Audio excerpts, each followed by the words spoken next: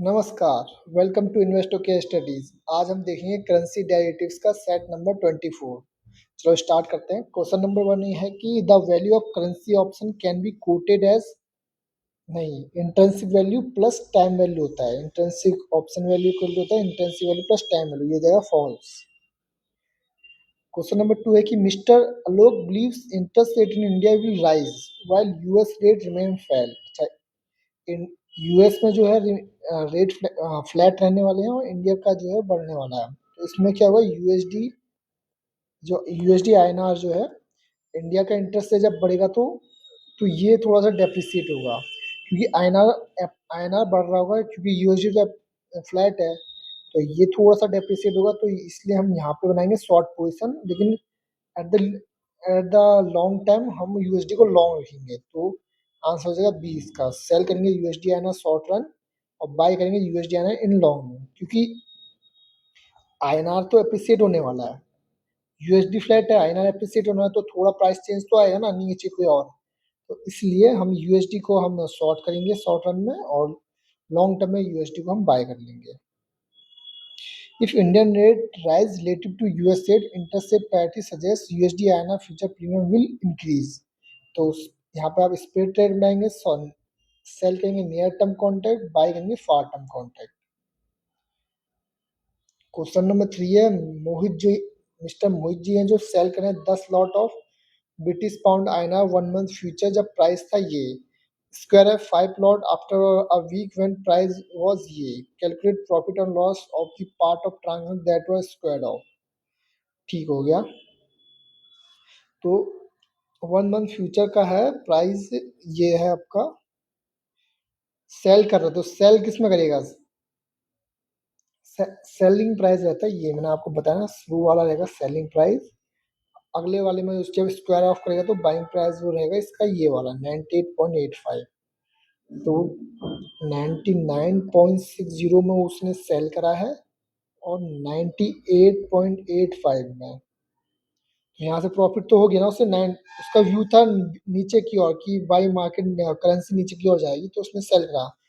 तो 99.60 से 98.85 चलेगी ना, तो 0.75 नीचे गई है, तो इतना उसे प्रॉफिट हो जाएगा। इतना प्रॉफिट हो जाएगा कितने, 5 लॉट स्क्वायर अप कर जाए तो 5 लॉट में इंटू 1000 का इसका लॉट साइज है, तो 3750 उसको प्रॉफिट यहाँ हो जाएगा। क्वेश्चन नंबर 4 है, ट्रू एंड फॉल्स बताना है। In exchange traded USD INR currency option in India, the contract size quoted in USD. तो जो कॉन्ट्रैक्ट साइज है वो कोटेड था यूएसडी में, प्रीमियम कोटेड इन आईएनआर, बिल्कुल सही, ट्रू। जो इंडिया में होता है ना, तो कॉन्ट्रैक्ट साइज वो यूएसडी में आता है, प्रीमियम जो होता है कोट होता है वो आईएनआर में आता है। तो ये याद रखना, ध्यान भी रखना, ये अच्छा काम का क्वेश्चन है ये। क्वेश्चन नंबर 5 है, what is the similarity between currency future and stock index future. Currency future और स्टॉक इंडेक्स फ्यूचर में क्या सिमिलरिटी है, ठीक है। बोथ है सेम अंडरलाइन, नहीं सेम तो है ही नहीं। Both have same rules of margin, बिल्कुल ऐसा नहीं होता है। Both are product with linear pay off, हाँ सी इसका आंसर हो जाएगा। Question number 6, what is the process known as through the which clearing member become a party to every trade that is executed on the exchange. क्या कौन सी process है, वो novation बोलते हैं उसे, नोवेशन।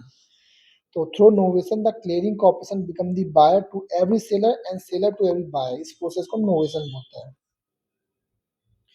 अब दोबारा ट्रू एंड फॉल्स बताना है। Selling a put option means having an obligation to sell, नहीं, आप सेल कर रहे हो ना, सेल, आप पुट को सेल कर रहे हो तो आपके पास ऑब्लिगेशन है, सेल की ऑब्लिगेशन नहीं है, सेल तो कर रहे हैं आप, ऑब्लिगेशन है बाय की। अगला अगला बंदा अपना बोलता है कि अपना पोजीशन बंद क्लोज करता है, बोल तो उसे बाय करना पड़ेगा। तो selling a put option means obligation to buy, और सेलिंग अ कॉल मीन्स होता है ऑब्लिगेशन टू सेल। तो इसको याद रखना, थोड़ा सा कंफ्यूजिंग रहता है ये, सारे क्वेश्चन है या एक साथ देखेंगे ना तो आपको इजी हो जाएगा ये।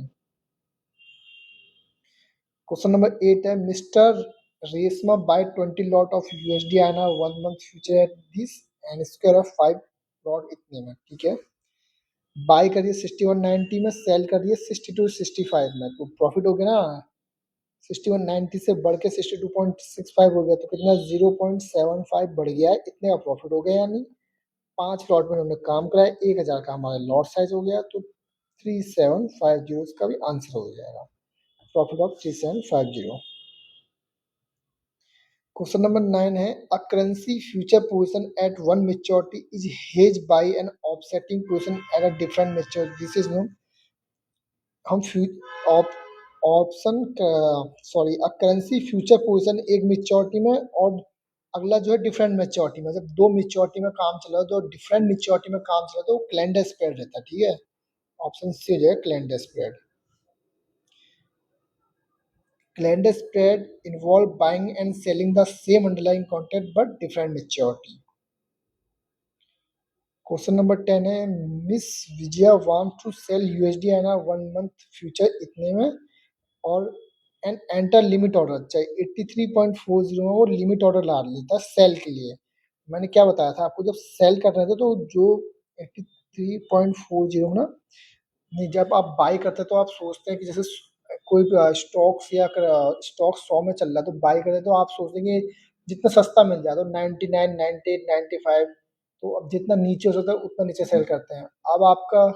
अब आपने जैसे कुछ चीज़ सेल करनी है, तो क्या करते हैं, आप ऊपर का व्यू लेते हैं ना कि अ, 100 के आस-पास प्राइस चल रहा, तो आप सोचे 105 में 100 में लिया था, 105 में बिक जाए तो प्रॉफिट हो जाएगा 5 का। नहीं, 10, 105 की जगह 110 में बिक जाए ना, 110 में बिक जाए तो 10 रुपये का प्रॉफिट हो जाएगा। तो इसलिए सेल के केस में जितना ऊपर रहता है हम उतने ऊपर बाय करते हैं। तो best buy order available in 83.50, 83.50 पे बेस्ट बाय बोल रहा है कि इतना वो अवेलेबल है, तो कहाँ पे क्या प्राइस देगा कि एग्जीक्यूट होगा, तो ये हो जाएगा कि इसमें 83.40 में या इसके ऊपर at 8340 and 83.50, any price between 83.40 and 83.50, नहीं ये नहीं, एनी प्राइस में नहीं, एट या अबव।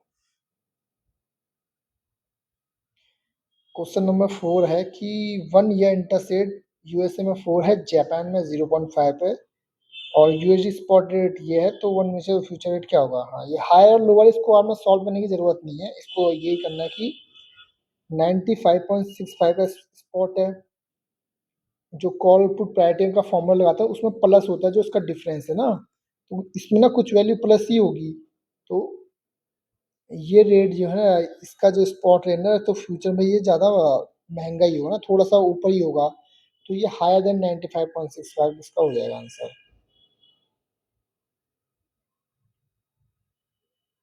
एक minute, then there will be lower than 95.65.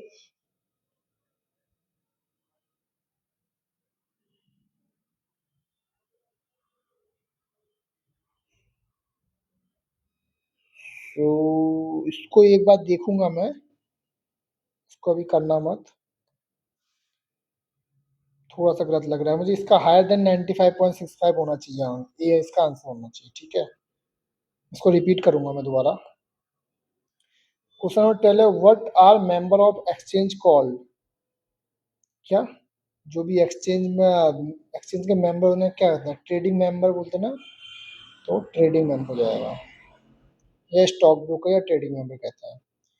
Question number 13 है कि assume you are an exporter and want to sell USD, receive an export remittance, bank quote करता है आपको ये, तो सेल क्या है, सेलिंग प्राइस क्या रहेगा, तो मैंने क्या था, सेल वाला क्या था, पहले वाला सेल में आता है 83, ये बाय में आता है, तो 83.10 सेल प्राइस जाएगा। मिस्टर परवीन जी हैं, बाय करते हैं 10 लॉट ऑफ यूएसडी आना December future at 81.10, USD depreciate by 100 tick size, और टिक साइज की वैल्यू ये है, तो बाय कर रहे हैं यानी यूएसडी फ्यूचर बाय कर रहे हैं, उनका व्यू है कि मार्केट ऊपर को जाएगी, लेकिन क्या हुआ कि डेप्रिसिएट हो गया, यूएसडी आना डेप्रिसिएट हो गया, वो भी 100 टिक साइज, 100 टिक साइज की वैल्यू कितना है, 0.0025, लॉट कितना होता है 1000 का, तो 2500 का उन्हें लॉस हो जाएगा, तो लॉस ऑफ 2500, इसमें अगेन ए लिख रखा है, ये भी गलत है थोड़ा, मैं इसको दोबारा रिपीट करूँगा। ये 2 क्वेश्चन मैं दोबारा कराऊँगा बाद में, तो इसको भी देखना।